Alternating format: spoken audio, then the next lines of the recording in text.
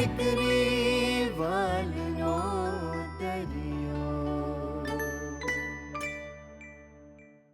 એમ તો પછી લઈ લે ગુલાબ.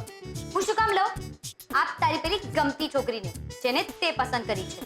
અરે એ જ તો કોશિશ કરી રહ્યો છું, પણ જો ને હિંમત જ નથી ચાલતી. એવું થોડી ચાલે ને. એક વાત યાદ રાખ, પ્રેમની રજૂઆત કરવામાં જે છોકરાઓ ગગ ફફ કરે ને એના માટે છોકરીઓ શું વિચારે છે ખબર છે? કે એનો પ્રેમ પણ ગગ ફફ જેવો જ હશે. એવું નથી. જે દિવસે એને પહેલી વાર મળ્યો હતો ને ત્યારથી એના ગળાડૂબ પ્રેમમાં છું. અને તીખા મરચા જેવી હતી જ્યારે એને પહેલી વાર જોઈ હતી. એમ તો અત્યાર સુધી શું એ મરચાના અથાણા થવાની રાહ જોઈ રહ્યો છે? તે કહી દે ને યાર કે તું એને પ્રેમ કરે છે. તને શું લાગે છે મેં એને કહેવાના પ્રયત્ન નહીં કર્યા હોય? પણ એની પરિસ્થિતિ જ એવી હતી કે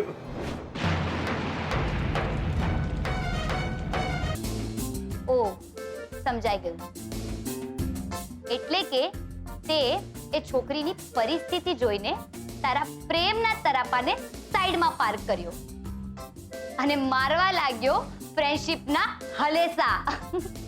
હા, હું એને સાથ આપવા માંગુ છું, એક ફ્રેન્ડ તરીકે નહીં પણ. તો કર હિંમત ને કહી દે તારા મનની વાત ને પૂછી રાખ, એટલે તને ખબર પડે કે તારી નાવ આ પાર છે કે પહેલે પાર. પાક્કું? હાસ તો વળી. પકડ ગુલાબ ને છોકરીની સામે જઈને ઊભો રહે. એક ઊંડો શ્વાસ લે અને કહી દે, કિંજલ, આઈ લવ યુ. બાપ રે, તાપીનગરની રાણી થપી ગઈ આ તો. સારું થયું કે આ એક સપનું હતું, પણ આ સપનાએ મને એક હકીકત બતાવી દીધી કે કિંજલનો જવાબ હા પણ હોઈ શકે છે. ના, હવે મારે આ રિસ્ક નથી લેવું. કિંજલને પ્રપોઝ કરવાનો પ્લાન કેન્સલ. અમે બસ મિત્રો જ સારા છીએ.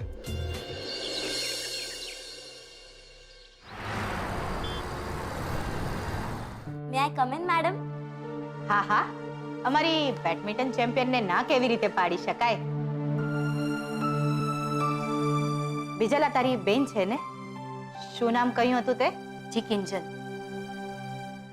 થોડી વાત કરવી હતી, જો તમને વાંધો ના હોય તો. ઇનફેક્ટ હું પણ તમને વાત કરવા માટે બોલાવવાની જ હતી. તું સ્વાતિ શાહને તો મળી જશે ને બીજલ? ગઈકાલે મેં જઈને કહ્યું હતું કોર્ટ પર જઈને પ્રેક્ટિસ કરે અને તને મળી લે. હકીકતમાં અમે પણ તમારી સાથે એ બાબત જ વાત કરવા આવ્યા છીએ. કેમ કે વાત તો પર્સનલ ટ્રેનિંગની થઈ હતી ને, તો પછી એક જ કોર્ટ પર બે છોકરીઓ પ્રેક્ટિસ કેવી રીતે કરે? આ તો ખોટું કહેવાય ને. મને સમજાય છે, પણ હું એ શું કરું? વાત ટ્રસ્ટી તરફથી આવી છે. સ્વાતિના પપ્પાનું બહુ મોટું નામ છે અને એણે હમણાં જ એની મુંબઈની સ્કૂલમાંથી એલસી લઈને આપણી સ્કૂલમાં એડમિશન લીધું છે. અને સંયોગની વાત એ છે કે એ પણ એના સ્કૂલમાંથી બેડમિન્ટન નેશનલ માટે સિલેક્ટ થઈ હતી. તો હવે એ પણ નેશનલની હકદાર થઈ ગણાય ને? પણ આ તો ખોટું કહેવાય ને. અમે બીજલ પાછળ 50,000 કેમ ખર્ચી રહ્યા છીએ? કેમ કે એનું નેશનલમાં જવું ફાઇનલ હતું ને હવે તમે ફરી જાઓ, પૈસા પણ લઈ લો, તો આ કેવી રીતે ચાલે? ને બીજલનું મોરલ પણ કેટલું ડાઉન થઈ જાય. મને સમજાય છે, પણ હું ટ્રસ્ટીના નિર્ણયને હા કે ના તો ન કહી શકું ને. પણ મારથી બનતી બધી કોશિશ મેં કરી છે અને એ લોકોને સમજાવ્યા છે કે અક્ષય સરની ટ્રેનિંગ બંનેને સરખી મળે અને પછી બંને વચ્ચે એક મુકાબલો યોજવામાં આવે અને જે જીતે એ નેશનલ માટે જાય. પણ જોશીપુરા માટે કઈ વાંધો નહીં મેડમ. તમે બીજલ માટે આટલું પણ કર્યું, એના માટે આભાર. હવે જઈએ. લાગે છે થોડી અપસેટ થઈ ગઈ છે. હું પછી એને સમજાવું છું. બીજલ બીજલ ઊભી તો રે યાર. શું ઊભી રહું કિંજલ? જોશીપુરા મેમ તે બોલતા રહ્યા ને તો એમની હામાં હા કરતી, બસ બધું સાંભળતી નહીં. તારી બદલે જો સેજલ દીદી આવ્યો હોત ને તો ઉધડો લઈ નાખ્યો જોશીપુરા મેમનો ને કરાવી દીધી હોત પેલી સ્વાતિને છે ને આમ મુંબઈ ભેગી. બીજલ આ સેજલ આવી હોત ને તો એનાથી પણ પોસિબલ ના થયું હોત. કેમ કે વાત જ્યારે ટ્રસ્ટી તરફથી આવી હોય ત્યારે તું હું કે જોશીપુરા મેડમ કોઈ કંઈ ના કરી શકે. તો પછી આવા ટ્રેનિંગના ખોટા નાટક શું કામ કરાવે છે? શું કામ કોઈને ખોટી આશા બંધાવે છે કિંજલ? ઓહ, એનો અર્થ એ થયો કે તે સ્વાતિ સાથે રમતા પહેલા જ તારી હાર કબૂલી લીધી છે. એ જ થવાનું છે. મને ખબર છે કે સ્વાતિ સારું રમે છે. તો તું વધુ સારી રીતે રમીને બતાવ ને. એ તો તારા હાથમાં છે ને. કઈ મારા હાથમાં નથી કિંજલ. બધાએ મળીને આંચકી લીધું બધું મારા હાથમાંથી. ને આમાં છે ને સૌથી આગળ પેલા અક્ષય સર છે. Very good Swati, great shot Swati. ને બીજલ બીજલ જો આ મારી સામે જો. આમ નિરાશ નહીં થવાનું. આપણી દુકાન બળી ગયા પછી કેવી પહેલા કરતા પણ વધુ સારી રીતે ચાલે છે. કેમ? કેમ કે આપણો આશય દુકાનને દોડતી કરવાનો હતો. એટલે ઇન્ટેન્શન મહત્વનો છે. ને તારું ફોકસ ચેમ્પિયનશિપ હોવું જોઈએ, સ્વાતિ નહીં. ને મને વિશ્વાસ છે તું કરી લઈશ. ચલો હવે સ્માઈલ. અરે સ્માઈલ.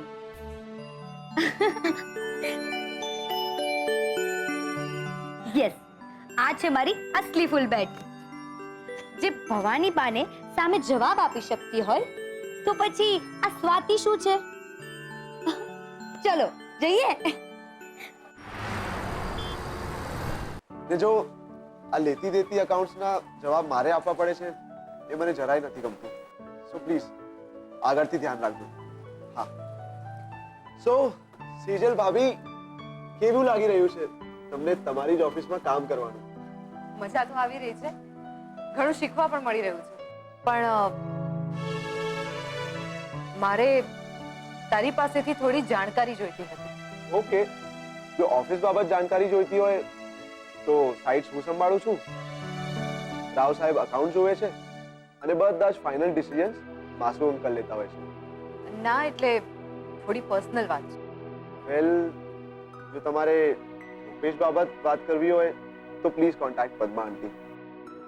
અને સાસરે કેવી રીતે રહેવું એ જાણવું હોય તમારે તો આરતી ભાભીનો નંબર મોકલાવી દઉં તમને.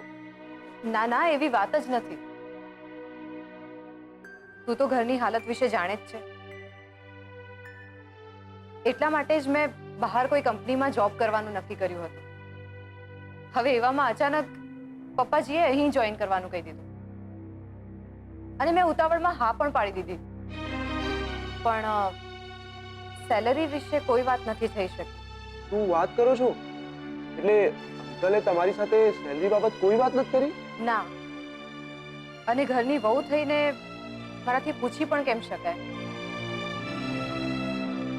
એટલે તું પપ્પાજીને મારા તરફથી પૂછી શકે છે પ્લીઝ? પૂછવામાં મને કોઈ વાંધો નથી સેજલ ભાભી, પણ સામાન્ય રીતે ઓફિસમાં કોને કેટલી સેલરી આપવી એ રાવ સાહેબ ડિસાઈડ કરતા હોય છે. અને જો માસુ અંકલ કોઈને ડાયરેક્ટ અપોઇન્ટ કરે તો એને કેટલી સેલરી આપવી એ માસુ અંકલ પોતે ડિસાઈડ કરે છે. અને આ બાબત કોઈ ત્રીજી વ્યક્તિ પૂછપરછ કરે તો માસુ અંકલને જરાય ગમતું નથી. પછી એ હું હોઉં કે જીતેશભાઈ. અને ઘરની વહુ થઈને મારાથી કેવી રીતે પૂછી શકાય? તો તું પપ્પાજીને પૂછી શકે છે? સો મને લાગે છે તમારે જ વાત કરવી પડશે, અને એ પણ ડાયરેક્ટ.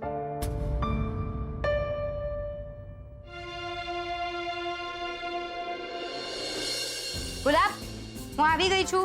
એ સારું, તો હવે હું ખાંડ લઈ આવું. હા, અને હા સાંભળ, આદુ પણ લઈ આવજે. આજકાલ લોકોને આદુવાળી ચા વધારે ભાવતી હોય છે. એ કિંજલબેન, જેમ સીઝન બદલાય એમ લોકોની ડિમાન્ડ પણ તો બદલાય ને. ને હું શું કહું છું, આપણે પેલા ટી મેળામાં આદુવાળી ચા બનાવી શકીએ ને? બનાવી શકીએ ને. અને પછી ટી મેળાવાળા આપણને પહેલા જ દિવસે આમ બહાર કરી દે. કેમ? આદુમાં શું વાંધો છે? આદુમાં કંઈ વાંધો નથી, પણ જ્યારે ખબર છે આપણને કે આ શક્ય નથી, તો શું કામ આપણે આપણું નાક કપાવવા સામેથી જવાનું? હું તારી બીજલને સ્કૂલમાં એમ સલાહ આપો છો કે લડવાનું, આમ હાર નહીં માની જવાની. ને જે માણસ ભવાની બા સામે બોલી લડી શકે છે એ દુનિયામાં કોઈને પણ ટક્કર આપી શકે. ને વાત જ્યારે પોતાના પર આવી ત્યારે વાગવા લાગી ને કેસેટ બી. તો તું જ કે હું શું કરું? ઇન્ટરનેશનલ ધોરણની ચા અહીંયા કોને બનાવતા આવડે છે? તો શીખી જાજો ને. ને એમ પણ તે આજુબાજુ લોકો જાત જાતના પ્રયોગો કરતા જ હશે ને, તો આપણે પણ જય શ્રી રામ કરીને કૂદકો મારી નાખવાનો. ને જો તો પણ તમારા મનમાં હા ના થતું હોય ને, તો ભગવાન પાસે ચિઠ્ઠી નાખીને પાકું કરાવી નાખો. બોલો, બનાવું 2 ચિઠ્ઠી?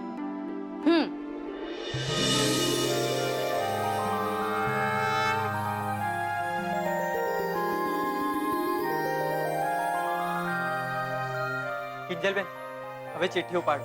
હા.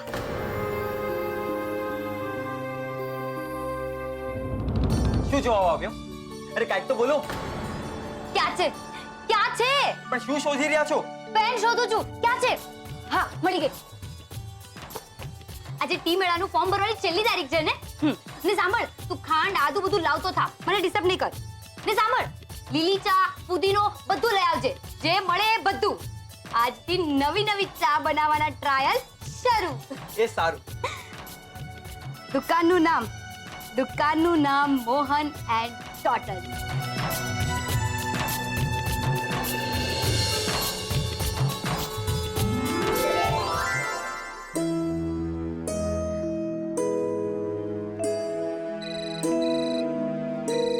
ઉત્કર્ષભાઈ? હા બોલો ઉત્કર્ષભાઈ. અરે હું શું બોલું, તું બોલ મારી ગુલાબડી. ચિઠ્ઠીએ શું જવાબ આપ્યો? અરે રેવા દો ને, તો પેલા પોતે જ આડી આપો છો કે બંને ચિઠ્ઠીમાં હા લખજો, તો પછી શું કરવા ડાયા થાવ છો? એ અંદર દુકાનમાં ફોર્મ ભરાઈ રહ્યું છે. તો આજે તને પાર્ટી. ચલ મૂકું છું. હા સારું.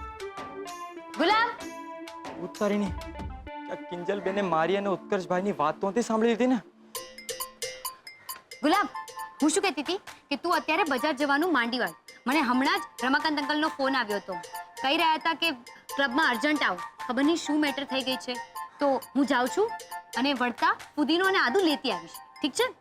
અને હા, ખાંડ આજ પૂરતી તો છે ને? હા તમે તમારે જાતા થાવ ને. હાશ, સારું થયું કિંજલબેને મારી અને ઉત્કર્ષભાઈની વાત ના સાંભળી. બાકી કોને ખબર આ ક્લબમાં શું અર્જન્ટ કામ હશે. મેં કહ્યું ને, તમારે ચિંતા કરવાની કોઈ જરૂર નથી, બધી જવાબદારી મારી છે. ચાલો ફોન મૂકું છું. આ બધું તે શું માંડ્યું છે ક્લબમાં? કિંજલ, તારા કારણે મારે બધાને જવાબ આપવા પડે છે. આજે સવારે મારા મિત્ર દિગ્વિજયનો ફોન આવ્યો હતો.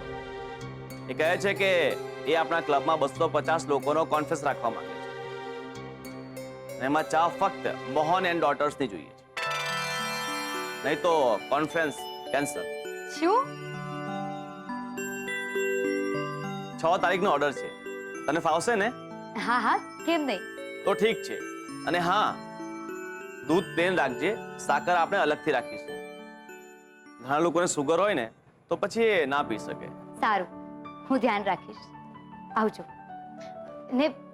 ને થેન્ક યુ સો મચ. તું મહેનત કરે છે તો તને કામ મળવાનું જ છે, બરાબર? આવજે.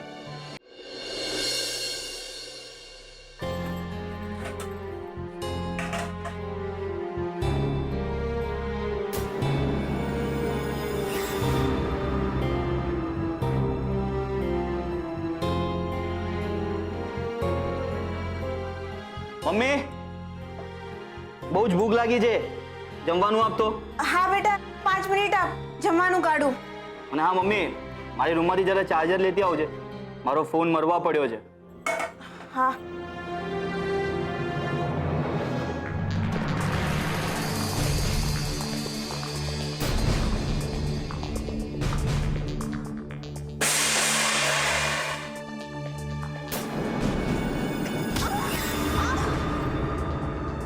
મમ્મી શું થયું?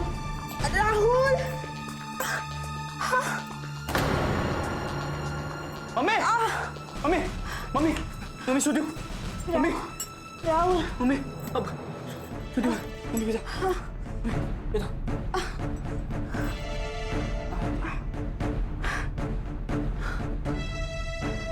મમ્મી આંખ બંધ નહીં કરતી. મમ્મી મમ્મી નહીં mummy mummy mummy mummy mummy mummy આંખ ખોલ. મમ્મી મમ્મી તો બેભાન થઈ ગઈ છે. શું કરું? પપ્પાને ફોન કરું. Shit! અને પણ હમણાં જ ફોન બંધ થયો તો શું કરું? પપ્પાનો નંબર મને યાદ નથી. સારું જો ઘરનો ફોન છે, પણ પપ્પાનો નંબર મને ક્યાં યાદ છે? મને તો નાનપણથી ના ત્યાં હું ફોન નહીં કરી. ત્યાં ફોન નહીં કરું. ત્યાં હું ફોન કેવી રીતે કરી શકું?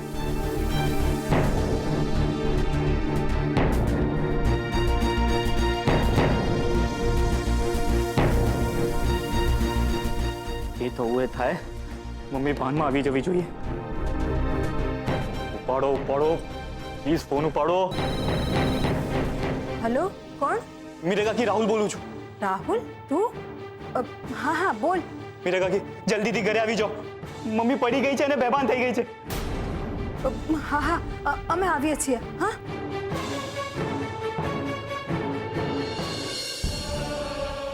મમ્મી આખો મમ્મી સારું લાગે છે ને? મમ્મી ચિંતા ન કર, હમણાં મીરા કાકી આવતા જશે. સરોજ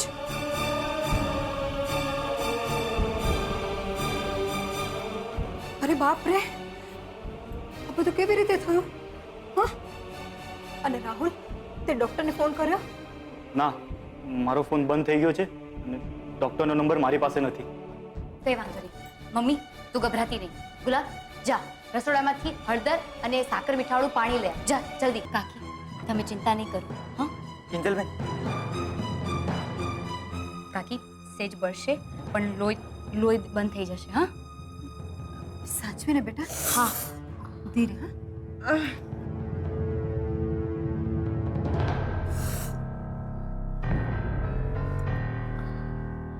હા થઈ ગયું. બસ બસ બસ મમ્મી. હા બેટા. સરોજ લે આ થોડું પાણી પી લે. પી લે, જલ્દી સારું થઈ જશે. મમ્મી પ્લીઝ પી લે ને. જીદ ના કર, તને કઈ થઈ જશે તો? આ બધું શું છે? કાકી કેવી રીતે પડી ગયા? તે ધક્કો માર્યો તો? ના. તો પછી કાકી આટલા કમજોર કેમ દેખાઈ રહ્યા છે?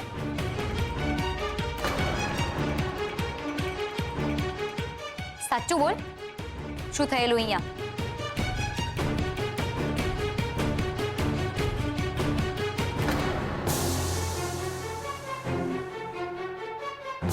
હા, હું મારા બધા ગુનાહ કબૂલું છું. આ ઘરમાં જે પણ કાંઈ થાય છે ને એની પાછળનું કારણ હું જ છું.